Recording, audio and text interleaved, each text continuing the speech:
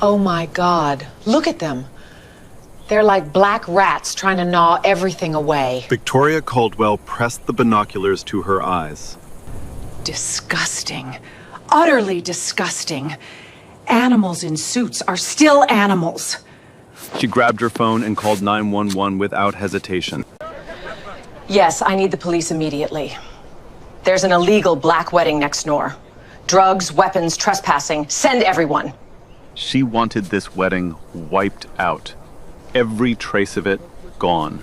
Meanwhile, at the altar, the groom quietly adjusted his cufflinks. His mother touched his shoulder. You look so much like your father, darling. He smiled, gently, softly. He didn't know what was about to happen, and she didn't know who she'd just gotten into a fight with. What happened afterward would completely turn her life upside down. The morning sun hit the Ridgemont estate like liquid gold. Rows of grapevines stretched toward the Blue Ridge horizon, their leaves catching the light in waves of green and amber. White chairs lined the lawn in perfect arcs. A floral arch, white roses, trailing ivy, tiny glass lanterns stood at the end of a stone aisle. A string quartet tuned their instruments beneath an old oak tree whose branches had shaded this land for over 100 years. The air smelled like Virginia wildflowers and fresh-cut grass. This vineyard had history, black history. 3 generations of a family had worked this soil before it was abandoned, forgotten, nearly swallowed by developers. Aaron Underwood bought it back 4 years ago, restored every fence, replanted every vine, rebuilt the stone walls with his own hands on weekends, turned it into something beautiful again. Today, he was getting married on it.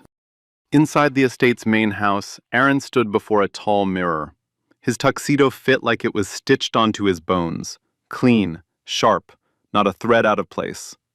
Morning light poured through the window and caught the edge of his jaw.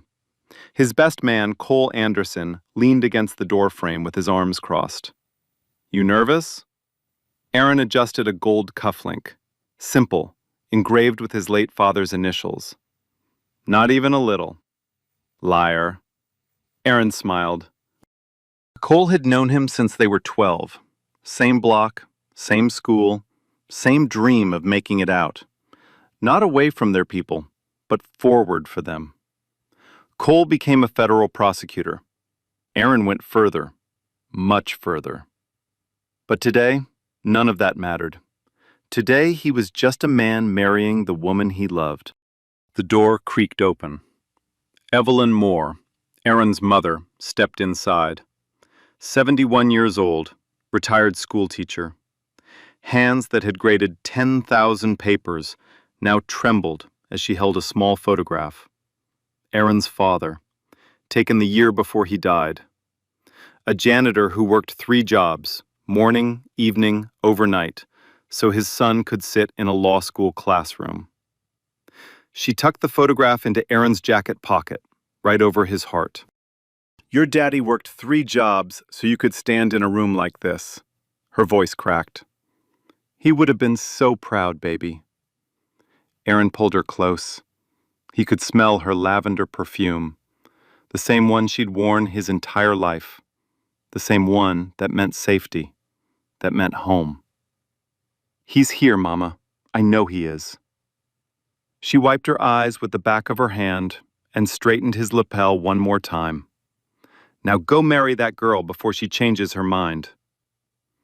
Outside, the estate was coming alive. 200 guests filled the chairs. Judges, physicians, teachers, veterans. A retired 4-star general sitting next to a barber from Aaron's old neighborhood. A sitting governor, Philip Anderson, in row 4 with his wife, dressed down, no security detail. A few state senators scattered through the crowd, laughing, hugging relatives, blending in. No one wore titles today. They were just family, just friends, just people who loved these two. Aaron's cousin Lorraine Davis ran the catering, an elegant Southern fusion spread, smoked brisket sliders, honey-glazed cornbread, Sweet tea in mason jars with handwritten labels. Children chased each other between the grapevine rows, their laughter carrying on the warm September breeze. A private security team, led by James Atwell, a retired state trooper, manned the front gate. Every permit was filed, every license approved. Noise variants signed by the county clerk herself. Insurance documentation on file. Nothing left to chance. This wedding was legal, beautiful, airtight. And then there was the neighbor. Victoria Caldwell's estate sat on the opposite hill, a sprawling colonial mansion with white columns and an iron gate. Old money, old walls, old ideas about who deserved to breathe the same air. She stood on her second-floor balcony, binoculars pressed against her face, watching the black guests arrive one by one. Her jaw tightened with every car that pulled through the Ridgemont gate. Her housekeeper, a quiet woman named Ruth, brought out iced tea on a silver tray. "Ma'am, the wedding looks lovely." Victoria didn't look at her. "It looks like an infestation." Ruth set the glass down and disappeared. She had learned, over 11 years, exactly when to become invisible. Victoria had history with that land. 2 years ago, she and her husband Bradley tried to buy the Ridgemont estate. Bradley wanted to develop it. Luxury condos, a golf course, a gated community with a waiting list. They were outbid by a trust fund Aaron had quietly established to preserve historic Black-owned land in the county. Victoria never forgave it. That land was supposed to be hers. Those hills were supposed to carry her name. And now they were full of people she believed had no right to stand on them. She didn't walk over, didn't knock, didn't ask a single question. She just picked up her phone and dialed. Victoria's 911 call lasted 2 minutes and 14 seconds. Every word was calculated. "There's a large unsanctioned gathering on the Ridgemont property. Hundreds of people, loud music. I'm very concerned for my safety." The dispatcher asked what she had observed. Suspicious vehicles everywhere, tinted windows, people carrying bags, boxes. I don't know what's inside. I pay my taxes. I shouldn't have to feel like a prisoner in my own home. The dispatcher asked if she had witnessed any actual crime. Victoria's voice turned sharp as glass. "I'm watching a crime unfold right now. These people are trespassing. They don't belong on that land. They never have. I've been a resident here for 23 years, and nothing like this has ever happened in our neighborhood." She used the word trespassing 3 times. She hinted at gang activity without saying it. She painted a picture, not of a wedding, but of a threat. Not of celebration, but of invasion. 2 patrol cars were dispatched. 12 minutes later, they rolled up the gravel road toward the Ridgemont gate. Tires quenching slow on stone. Lights off, but radios buzzing with static. Officer Dale Swanson stepped out first. Early 30s, buzz cut, sunglasses on, even though the trees threw enough shade. He adjusted his belt like he was walking into a crime scene, not a vineyard. His partner, Officer Rita Coleman, followed. Quieter, calmer. She looked at the vineyard, the white chairs, the rose arch, the string quartet, and already knew what this was. A wedding. James Atwell, the retired state trooper running private security, met them at the gate. Professional, polite, clipboard in one hand, credentials visible on his belt. "Afternoon, officers. How can I help?" Swanson didn't return the greeting, didn't nod, didn't blink. "We received a report of an illegal gathering on this property." Atwell handed over the documents without hesitation. Event permit, noise variance, property deed, insurance certificate, alcohol license, everything laminated, organized, tucked in clear plastic sleeves. All filed with the county, signed and approved 3 weeks ago. Swanson flipped one page, then handed the entire stack back like it was yesterday's newspaper. "Who organized this event?" "The property owner. He's the groom." Swanson looked past Atwell toward the lawn. 200 black guests, white chairs, sunlight on dark skin, his lips pressed together into a thin line. "We'll need to verify that ourselves." Atwell stepped forward. "Sir, with respect, everything's in order. This is a private ceremony on private land. The permits are right there." Swanson's jaw tightened. "Step aside." Coleman touched his arm lightly. "Dale, the paperwork checks out. Maybe we—" "I said we'll verify it ourselves." He keyed his radio, told dispatch the situation appeared to be a private event, but he wanted to confirm. Dispatch acknowledged.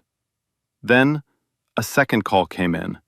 Victoria again, more frantic this time, voice pitched high and breathless, like a woman rehearsing panic in front of a mirror. "I just saw someone carrying what looked like a weapon, a long black object. I think it's a rifle. Oh God, please hurry." It was an umbrella. A groomsman had carried a black umbrella from the parking lot in case of afternoon rain. He was thinking about the bride's hair. That was all. But the word weapon changed everything. Swanson's hand drifted to his holster. His posture shifted. His breathing changed. He turned back to Atwell with harder eyes, colder jaw. "There's a weapon report. We're going in." "There is no weapon on this property. I can personally assure." "Step aside or I arrest you for obstruction. Last warning." Atwell stepped aside. He'd worn that same badge for 22 years. He knew how this played out. Arguing with a man whose mind was sealed shut would only give them a reason to use force. The two officers walked through the gate and onto the vineyard grounds, boots pressing into the manicured grass, leaving dull prints behind them. Radios crackling against the soft hum of the September afternoon. A sparrow startled from a nearby vine and vanished into the sky. At the altar, Pastor Raymond Davis had just opened his Bible. The pages caught the wind. The string quartet began the processional, a slow, aching melody that made Evelyn press her handkerchief to her chest and hold her breath. Denise appeared at the end of the aisle. She was breathtaking, a white lace gown catching the afternoon light like it was sewn from it. A bouquet of white peonies trembling slightly in her hands. Her veil drifted in the breeze. Her brother Gerald walked beside her, arm locked with hers, jaw set with pride, eyes already glistening. 200 people rose to their feet. A few pressed their hands to their mouths. An aunt in the fourth row whispered a prayer under her breath. Aaron saw her, and his breath caught. His lips parted, his eyes filled. The entire world, the vineyard, the sky, the music, narrowed to her and nothing else. This was the moment. And then, from the left side of the lawn, 2 uniformed officers appeared. They walked across the grass like they had every right, boots on the green, radio cutting through the music, Swanson's hand near his holster, sunglasses still on, no intention of removing them. Guests noticed. Heads turned, 1 row at a time. Murmurs rippled through the crowd. A woman in the 3rd row pulled her daughter onto her lap. A man in the 2nd row, a sitting federal judge, gripped the arm of his chair until his knuckles went white. Denise froze mid-aisle. Her bouquet shook. Her smile disappeared like a candle blown out.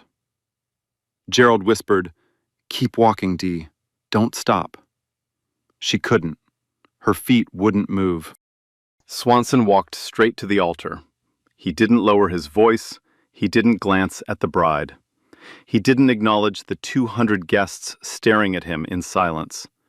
He looked at Pastor Davis and said, "Sir, I'm going to need you to pause this. We've received reports of criminal activity on this property." The string quartet stopped. Bows hovered above strings, frozen in place. A glass on the catering table rattled in the breeze. Somewhere behind the last row, a small child whimpered. Silence, thick, heavy, suffocating, fell over the vineyard like a net. Pastor Davis, 64 years old, the man who had baptized Aaron as an infant and buried Aaron's father a decade later, looked at Swanson without blinking. "Officer, this is a house of God today. We're in the middle of a sacred ceremony. And I'm in the middle of an investigation. Step aside, sir." Aaron turned slowly from the altar, jaw tight, hands still, eyes locked on Swanson like he was reading every thought behind those sunglasses. "Can I help you, officer?" Swanson looked him up and down, the tailored tuxedo, the gold cufflinks, the posture of a man who belonged in rooms Swanson would never see the inside of. "Are you the event coordinator?" A ripple passed through the crowd. Someone in the fifth row whispered, "Did he really just say that?" Aaron didn't flinch. "I'm the groom." Swanson's face didn't move, not a flicker. "Well, groom, I'm going to need your ID and proof you're authorized to be on this property." Aaron reached into his jacket slowly, deliberately slowly, because he understood exactly what sudden movements meant for a black man standing before a badge and a hand on a holster, and produced his driver's license. Swanson took it, held it up to the light, tilted it, studied it like a document he was certain was forged. Then he keyed his radio. "Dispatch, running a name, Aaron Underwood, UNDERWOOD. Check for outstanding warrants." Warrants. At his own wedding, on his own land, in front of his bride, in front of his mother. Evelyn's hands began to shake, not from age, from something older.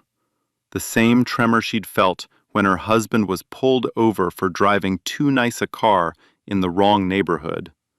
The same tremor when Aaron, at 16, was stopped walking home from the library and told to explain himself. It never left. It just hid between the good days. And today, on what should have been the most beautiful morning of her life, it crawled back up through her bones and closed around her chest like a fist. Derek Williams, a groomsman, stepped forward, voice steady, fists clenched at his sides. "Sir, this man owns this property. You are interrupting a wedding." Swanson pointed a finger directly at his chest. "Step back, now, or you will be detained." Derek didn't move. "I said step back." Derek stepped back, not because he was afraid, because Aaron's eyes, calm, quiet, unmovable, told him to, and he trusted those eyes more than his own anger. Officer Coleman leaned in close behind Swanson. "Dale, everything checks out. Permits are valid. There's nothing here." Swanson didn't turn his head, didn't lower his hand. "I'll decide when there's nothing here." And across the property line, standing on the edge of her manicured lawn with the golden light of the afternoon behind her, Victoria Caldwell watched every second of it unfold. Arms crossed, chin lifted, back straight, smiling. Swanson didn't wait for the warrant check to come back. He turned away from Aaron and walked toward the reception area, like he owned every blade of grass beneath his boots, thumbs hooked in his belt, shoulders squared, chin forward. He moved like a man who had already decided guilt and was now hunting for evidence to dress it up. He lifted a tablecloth, peered underneath. Nothing. He moved to the next table, did the same. Nothing. He opened a catering cooler, pulled out a bottle of sparkling cider, held it up to the light, examined the label like it was suspicious, and dropped it back without closing the lid. Ice water splashed across the white linen. Then he walked into the bridal suite, the private room where Denise had gotten dressed that morning. Her robe still hung on the door. Her perfume, jasmine and vanilla, still floated in the warm air. Her mother's handwritten note sat folded on the vanity. My beautiful girl, today you become his, but you were always ours first. Swanson opened the closet, checked behind the curtains, ran his hand along the windowsill, pulled open a drawer. Aaron stood in the doorway, hands visible, feet planted, voice low and measured like a man holding back a river with his jaw alone. Officer, you do not have a warrant. You do not have my consent to search this property. Swanson didn't stop, didn't slow down. I don't need your consent when there's an active threat report. There is no threat. Your partner confirmed it. My security chief confirmed it. Every permit you need has been in your hand since you arrived. Swanson finally turned, stepped closer, close enough that Aaron could smell the stale coffee on his breath, see the pores on his nose. Sit down and let me do my job. Aaron didn't sit, didn't step back, didn't blink. He held Swanson's stare and let the silence answer for him. Swanson broke first, turned and kept searching. Back on the lawn, 200 guests sat frozen in their white chairs, watching their celebration be stripped apart piece by piece. The flower girl, 5 years old, white dress, a pink ribbon in her braided hair, was crying into her mother's lap. She didn't understand what was happening. She only knew the pretty music had stopped, and the men with guns had made everyone go quiet. No one moved. No one spoke. The vineyard, which had been alive with laughter 20 minutes ago, now felt like a room with the air sucked out. Then Victoria arrived. She crossed the property line without a pause, no hesitation, no permission. She walked across the freshly mowed grass, past the floral arch, past the catering tables, past 200 silent guests who turned to watch her with disbelief. She walked directly to Officer Swanson and spoke, loud, sharp, intended for everyone to hear. Officer, thank God you're here. I've been watching these people all morning. They clearly don't belong here. She swept her arm toward the crowd. This land was a respected estate before they got their hands on it. I don't know how they got the money. Frankly, I don't want to know. But this is not the kind of activity our neighborhood tolerates. Denise stood in the middle of the aisle, still in her gown, veil still pinned, bouquet still in her hands, crushed now, petals falling one by one between her fingers like white tears. She looked at Victoria. Their eyes met across 30 feet of grass. Victoria didn't flinch. She looked through Denise the way a person looks through a window, like nothing was there at all. Evelyn rose from her front row chair, slowly, carefully, the way a woman rises when every bone in her body is begging her to stay seated, but her dignity won't allow it. Ma'am, this is my son's wedding day. Please. Her voice was barely above a whisper, thin, trembling. The voice of a woman who had spent 71 years asking politely for respect she should never have had to request. Victoria didn't look at her, didn't turn, didn't acknowledge that a single sound had left Evelyn's mouth. She kept talking to Swanson as if Evelyn were air. I want them removed. All of them. Every single one. Aaron saw it all. He saw his 71-year-old mother standing in her Sunday best, being treated like she was invisible. He saw his bride frozen in the aisle, tears running down her face for the wrong reasons on the wrong day.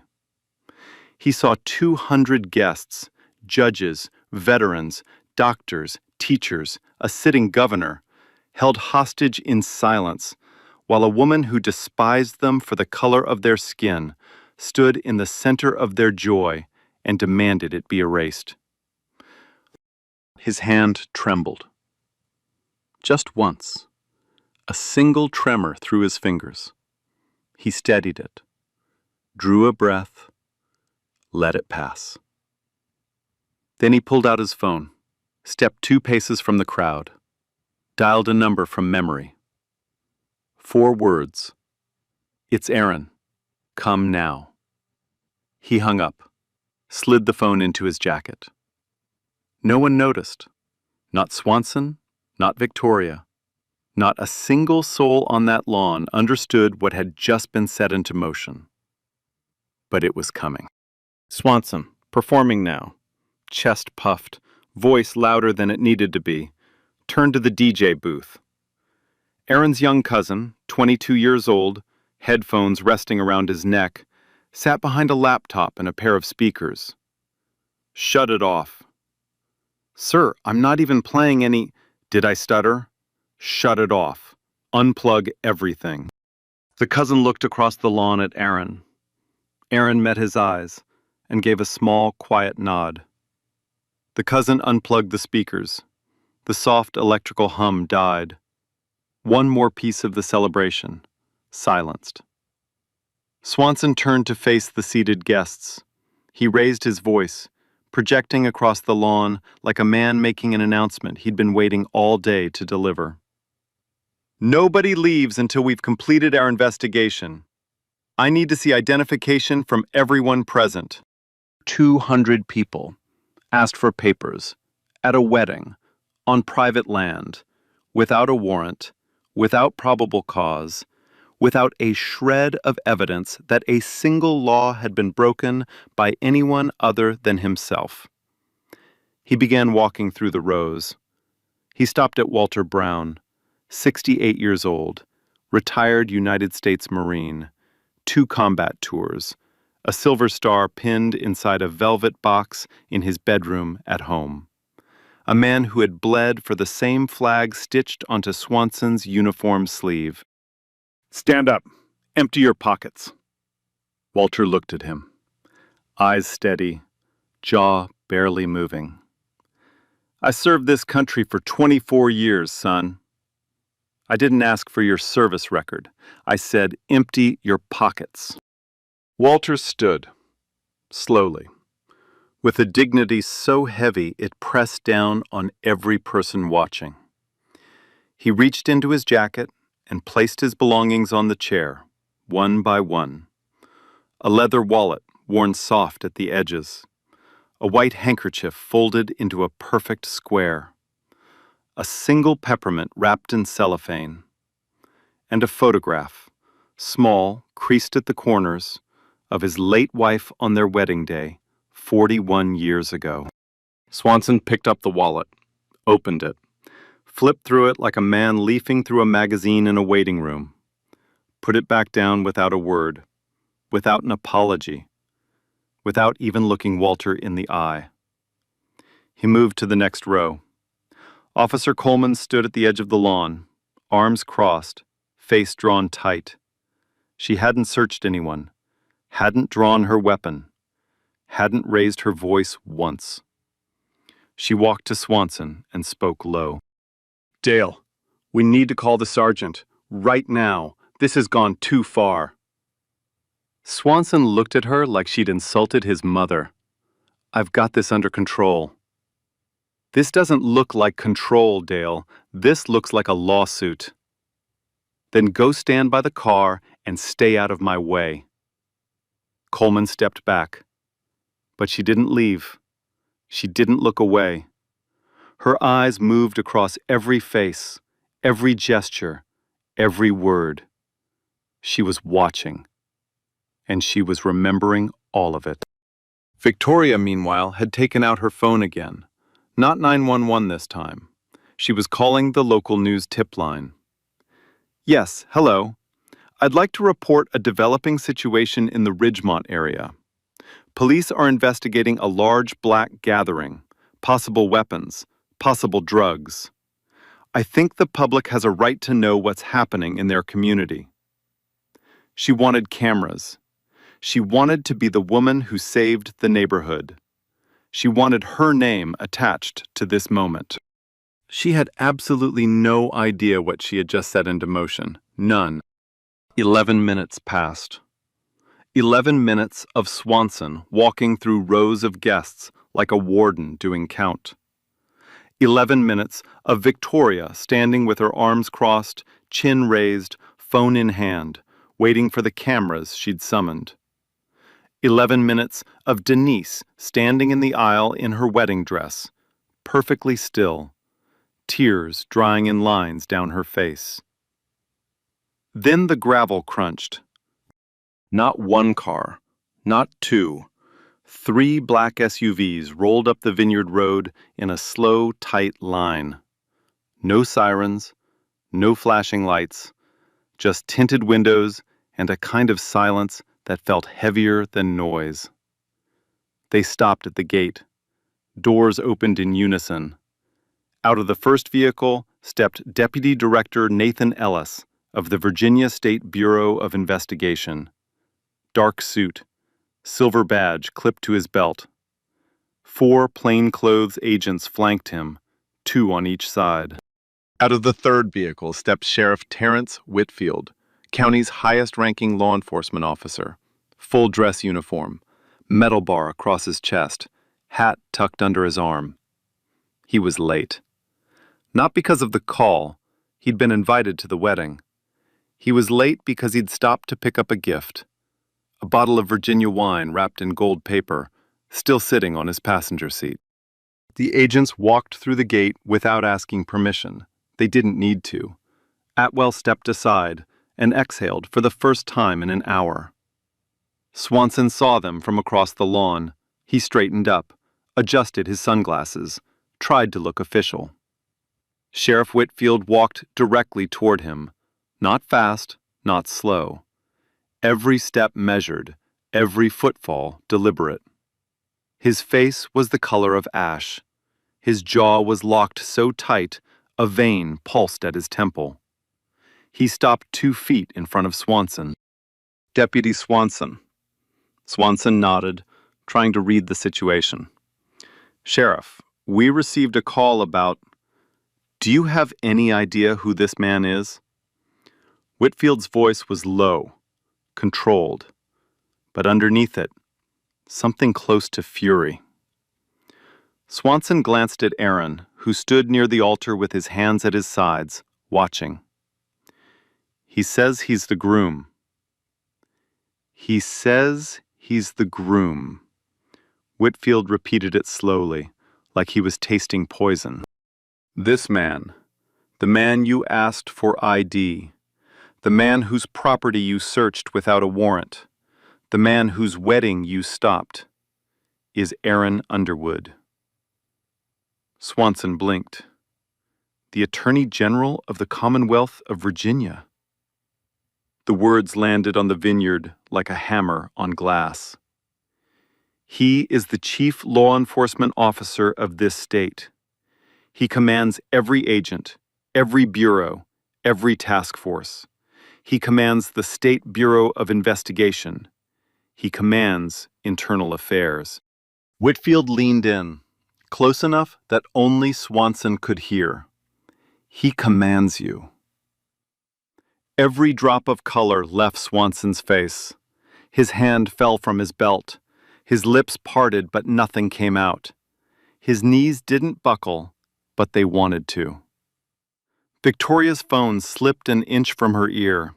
Her smile, that satisfied, self-righteous smile she'd worn for the last half hour, cracked down the middle and fell off her face. 200 guests sat in absolute silence. Not the terrified sounds from before, a different silence. The silence of people watching the earth shift beneath someone's feet.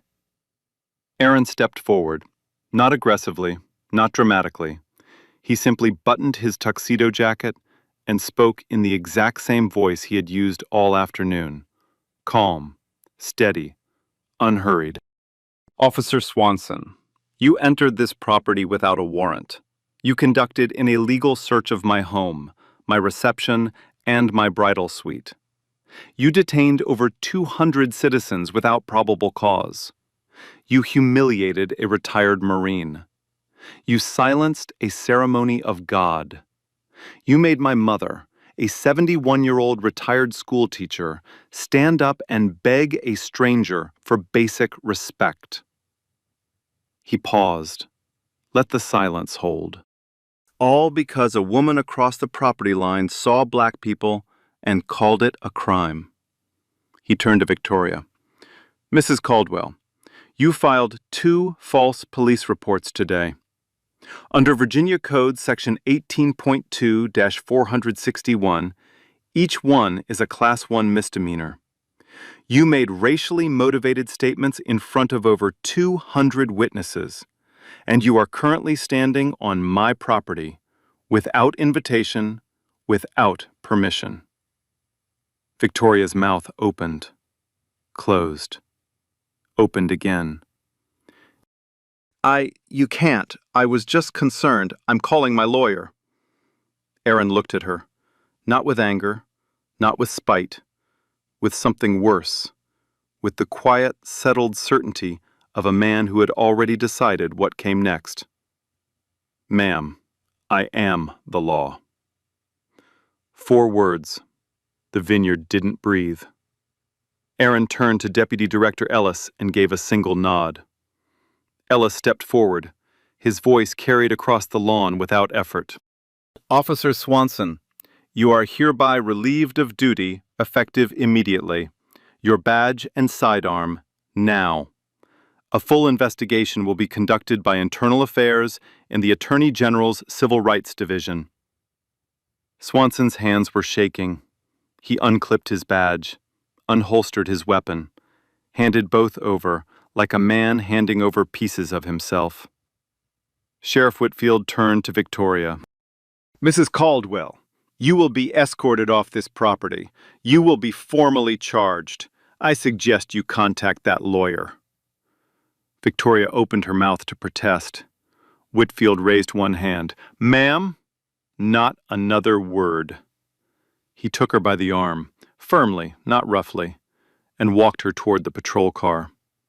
Her heels caught in the grass. Her mascara was running.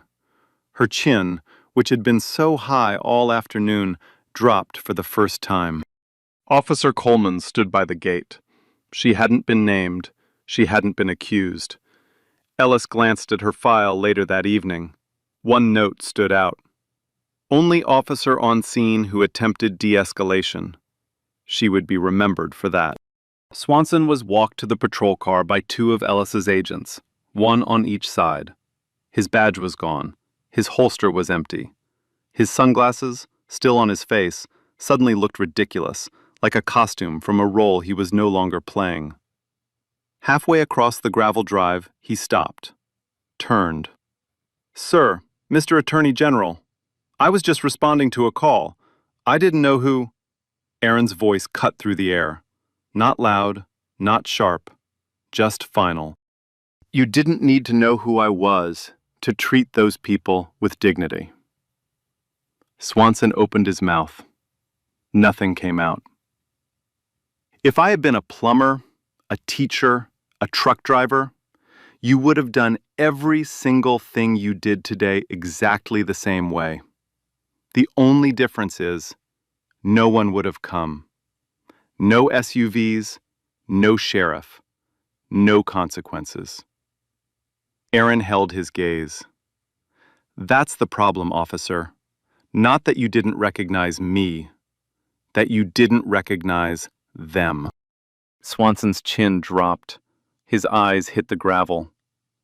The agents guided him into the back seat of a patrol car and closed the door. Through the window, he stared at nothing. His hands sat in his lap like they didn't belong to him anymore. On the other side of the lawn, Victoria Caldwell was being escorted toward a second patrol car by Sheriff Whitfield. She was not going quietly. This is outrageous. I am a taxpayer. I am a homeowner. I have every right to report suspicious activity in my own neighborhood. Whitfield said nothing. He walked. I'm calling the governor. Do you hear me? I know people. I will have your badge for this. Whitfield stopped. He turned to face her with the patience of a man who had heard every kind of threat from every kind of person. Ma'am, the governor was invited to this wedding. Victoria blinked. He seated in row 4. He watched everything. Her mouth opened, closed, opened again. No sound came out. I suggest you stop talking. He guided her to the car, opened the rear door. She hesitated, heels planted in the gravel, hands shaking, mascara streaked in 2 dark lines down her cheeks. For the first time all afternoon, she looked small. Whitfield placed one hand on her shoulder. Not violently, not gently, definitively. She ducked into the back seat. The door closed. The lock clicked. Through the window, she could see the vineyard, the white chairs, the floral arch, the people she had tried to erase, still there. Bradley Caldwell watched from his second-floor balcony across the property line. He had seen everything. He had done nothing. He stood with both hands on the railing and the expression of a man who had just realized the woman he married was going to cost him everything. He didn't come down. He didn't call a lawyer. He just stood there. Back at the altar, Aaron walked to Denise. She was still in the aisle, exactly where she had been standing when the world cracked open. Her bouquet was ruined, petals scattered on the grass around her feet like white confetti from the wrong kind of celebration. Aaron took her hands, both of them. He held them the way you hold something precious that almost fell. "We're not done." Denise laughed. It came out broken and wet, half sob, half joy, the sound of a woman putting herself back together, one breath at a time. "We're really doing this? We are absolutely doing this." Pastor Raymond Davis cleared his throat. He straightened his Bible. He looked out at the congregation, shaken, tear-streaked, still trembling, and said, "Well, if anyone else has an objection, I strongly suggest you keep it to yourself." Laughter. Real, deep, uncontrollable laughter. The kind that rises from the belly and shakes loose every knot the last hour had tied. A woman in the third row covered her face and sobbed into her laughter. A groomsman wiped his eyes with his sleeve. Even the federal judge in row 2 cracked a smile. The string quartet picked up their bows. The processional began again. Denise walked the rest of the aisle on Gerald's arm. This time, her feet moved. This time, her smile stayed. Aaron watched her come toward him, and his voice broke before he even began his vows. "I promise to protect this family the way my father protected ours, with patience, with grace, and without ever backing down." Evelyn, in the front row, pressed her husband's photograph against her chest and wept. Not the trembling, fearful tears from before. These were different. These were the tears of a woman watching her son become exactly who his father had prayed he would be. They kissed. The vineyard erupted. 200 people on their feet, clapping, crying, cheering, children running between the chairs, the string quartet playing something bright and fast and alive. The sun was still up, the wine was still cold, the flowers were still blooming, and the wedding, their wedding, was theirs again. Monday morning, 8 a.m., the offices of the Virginia Attorney General. Aaron sat at his desk, signed one document, and stepped away from the case entirely. He recused himself. No press conference, no dramatic statement. He simply filed the paperwork, handed the folder to his deputy, and said, "Run it clean. I don't want anyone saying this was personal." It didn't matter. The case didn't need him. The evidence was already a flood. The Civil Rights Division opened a formal investigation into Officer Dale Swanson within hours. Body camera footage was pulled first. Every second was there. The arrival, the dismissal of valid permits, the illegal entry, the search of the bridal suite, the demand for IDs, the moment Walter Brown was told to empty his pockets. The dashcam caught Swanson's face when Sheriff Whitfield arrived. It also caught the exact moment he realized who Aaron was. That footage alone would have been enough. But there was more. Over 40 wedding guests submitted sworn statements in the first 72 hours. 12 of them were practicing attorneys. 3 were sitting judges. 1 was a retired 4-star general. 1 was the governor of Virginia. Every statement told the same story, word for word, detail for detail. There was no ambiguity, no gray area, no room to spin. The 911 recordings were obtained Tuesday morning. Analysts from the Civil Rights Division flagged the language immediately. The coded phrases, the manufactured urgency, the escalation from gathering to weapons, with zero evidence. Victoria's second call was classified as a deliberate fabrication. Prosecutors tagged both calls as racially motivated false reporting. Then Cassandra Blake got involved. Blake was an investigative reporter for Channel 9, sharp, relentless, and 3 years into building a reputation for stories no one else would touch. She'd received a tip Sunday night from someone at the wedding. By Wednesday morning, she had the 911 audio, 2 guest interviews, and a 12-minute segment ready to air. The title? A Wedding, a Lie, and the Attorney General Next Door.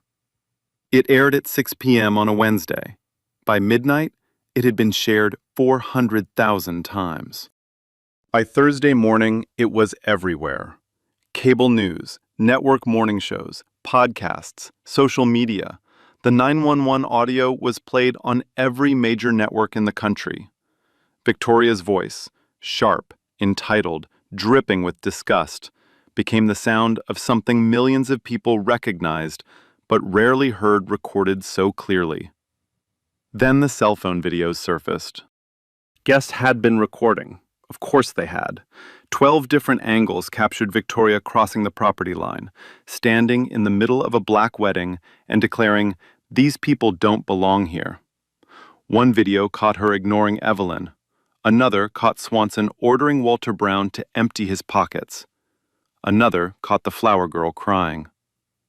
The footage was shared millions of times. It trended on every platform for 6 straight days. Internet sleuths went to work on Victoria Caldwell's history. They didn't have to dig deep. Her social media was a museum of contempt.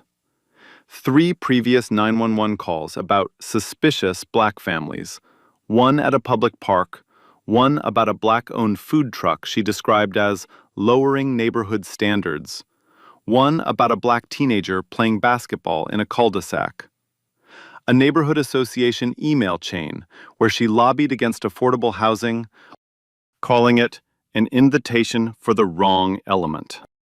Pattern, exposed, documented, undeniable. Bradley Caldwell's real estate firm, Caldwell Premier Properties, began hemorrhaging clients by Friday. 3 major commercial contracts canceled within a week. A corporate partner issued a public statement distancing themselves from the Caldwell name. By the end of the month, the firm had lost an estimated 40% of its active portfolio. Then came the courtroom. Victoria Caldwell was charged with 2 counts of filing a false police report, Class 1 misdemeanor each, 1 count of criminal trespass, and, following the Civil Rights Division's review of her documented history of racially motivated complaints, a hate crime enhancement was added to every charge. Her attorney, a high-priced defense lawyer from Richmond, tried to frame her as a concerned citizen who had simply made a mistake. He used the words neighborhood safety 11 times in his opening statement. The prosecution played the 911 tapes, played the cell phone footage, presented the sworn statements from 43 witnesses, displayed Victoria's own emails on a screen for the jury to read, and then called Evelyn Moore to the stand. Evelyn sat in the witness chair, hands folded in her lap, and described, in a voice so quiet the courtroom leaned forward to hear, what it felt like to stand up at her son's wedding, ask a stranger for kindness, and be treated like she was invisible. The courtroom was silent for 11 seconds after she finished. The court reporter stopped typing. A juror in the back row wiped her eyes. Judge Helen Crawford presided, 61 years old, No nonsense. She had seen every kind of case walk through her courtroom. This one, she later told a colleague, was among the clearest she'd ever tried. 12 jurors deliberated for 2 hours and 40 minutes. Guilty. All counts. Sentence: 18 months in county jail, 12 suspended. 300 hours of community service at the Virginia Civil Rights Memorial Museum. A $50,000 fine. A permanent restraining order barring Victoria from the Ridgemont estate and any contact with the Underwood family. Mandatory completion of a racial bias education program. Officer Dale Swanson was tried separately, charged with unlawful search, unlawful detention, and abuse of authority, found guilty on all counts, sentenced to 12 months probation. His law enforcement certification was permanently revoked by the state licensing board. He would never wear a badge again. Officer Rita Coleman was not charged. She was commended in the final investigation report for being the only officer on scene who attempted to de-escalate. The case didn't stop at the courtroom. Virginia's state legislature fast-tracked a new bill within 90 days of the verdict. It was called the Underwood-Collins Fair Reporting Act, named for the groom and the bride whose wedding had been turned into a crime scene by a single phone call. The bill imposed felony-level penalties for racially motivated false police reports, with enhanced sentencing when the report disrupted a legally permitted event or targeted someone on their own property. Governor Philip Anderson signed it on the steps of the state capitol on a cold Tuesday in December. Aaron and Denise stood behind him. Evelyn sat in the front row of the audience, her husband's photograph in her lap. The pen the governor used was given to Aaron afterward. He gave it to his mother. 6 months later, the Ridgemont estate was in bloom. The grapevines had thickened through the fall and come back stronger in spring. New leaves curled along the wire trellises in long, even rows. The floral arch from the wedding had been replaced with a permanent stone archway. Aaron and Denise's names carved into the keystone, along with the date. Couples had started reaching out, dozens of them, from across the state, then from across the country. They wanted to hold their weddings at the vineyard where a ceremony was interrupted and still finished, where love didn't fold. The waiting list stretched 18 months out. Aaron and Denise settled into their life quietly. No interviews, no book deals, no victory laps. Aaron went back to work Monday through Friday. Denise returned to the hospital, where she held newborns in her hands and stitched children back together. They ate dinner at the same table every night. They were ordinary on purpose. Evelyn planted a garden on the east side of the estate. Small, careful. Lavender and rosemary and climbing jasmine along a low stone wall. She worked it every Saturday morning with her hands in the dirt and her husband's photograph propped up on a rock nearby. She called it the Patience Garden. Because patience, she told Denise one afternoon, pulling a weed from between 2 lavender stalks, is the only reason any of us are still standing. Officer Rita Coleman was promoted 4 months after the wedding. She now led a community policing initiative in the county, focused on de-escalation training, bias awareness, and rebuilding trust between law enforcement and the communities they served. In her first address to new recruits, she told them about the Underwood wedding. She told them about Walter Brown emptying his pockets. She told them about the flower girl crying. I stood there and watched it happen, she said. I spoke up once, and it wasn't enough. Don't be me. Be better than me. Be louder. Victoria Caldwell served her 6 months quietly. No outbursts, no media statements, no apologies either. Upon release, she listed the estate for sale. It sold in 9 days, to a black family from Richmond with 3 children and a golden retriever. Bradley Caldwell filed for divorce before the closing papers were signed. The last anyone heard, Victoria had moved to a small town in another state where no one knew her name. She never spoke publicly about what happened. The vineyard produced its first commercial wine that spring, a small batch red, aged in oak barrels Aaron had built himself in the barn during the winter months.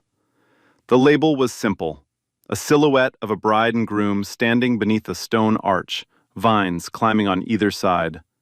The name on the bottle? Patience. It sold out in 11 days. Aaron gave one interview, just one, to Cassandra Blake, the reporter who had broken the story. They sat on the vineyard porch in 2 wooden chairs, late afternoon light stretching across the vines. She asked him what the hardest part was. He didn't hesitate. Watching my mother's face. He paused, looked out at the vines. If I had been a teacher, a plumber, a truck driver, everything that happened that day would have played out the same. Every single thing. The only difference is no one would have come. No SUVs, no sheriff, no consequences. Justice showed up at my wedding because I happened to be the one man who could summon it. And that should terrify every single one of us. So here's what I want to know from you. If Aaron hadn't been the Attorney General, if he'd been just a regular man marrying the love of his life on his own land, do you think any of this would have ended the same way? Drop your answer in the comments. I'm genuinely asking. If this story hit you somewhere, share it with someone who needs to hear it. Like, subscribe, hit that notification bell. Stories like this don't tell themselves, and they don't reach people without you. Justice shouldn't depend on who you know or what title's on your badge. It should show up for everyone. At every wedding, every traffic stop, every front porch. Until that's true, we keep telling these stories. See you in the next one. I keep coming back to the same question. What if he was nobody? What if he was the regular guy, a teacher, a plumber, a truck driver, getting married on his own land? Would anyone have come? Would there have been consequences? Would justice have sold out? And we all know the answer. No, it wouldn't. And that's the problem. Justice sold out that day because one man had the power to make a phone call. But what about everybody else? What about the people who don't have the phone call, who don't have the title, who just have to stand there and take it, and hope somebody someday cares enough to do something? They deserve the same protection, the same respect, the same justice, not because of who they know, not because of what on their business card, because they are human. That should be the only qualification. So, until justice sold up the same way for everyone, for the plumber and the attorney general, they haven't fixed anything. They were just gotten lucky that the right person was standing in the wrong situation. Like, share and subscribe. Real stories, real justice every week. And remember, justice that only shows for the powerful isn't justice. It's a privilege, and nobody should have to learn the right to be treated like a person.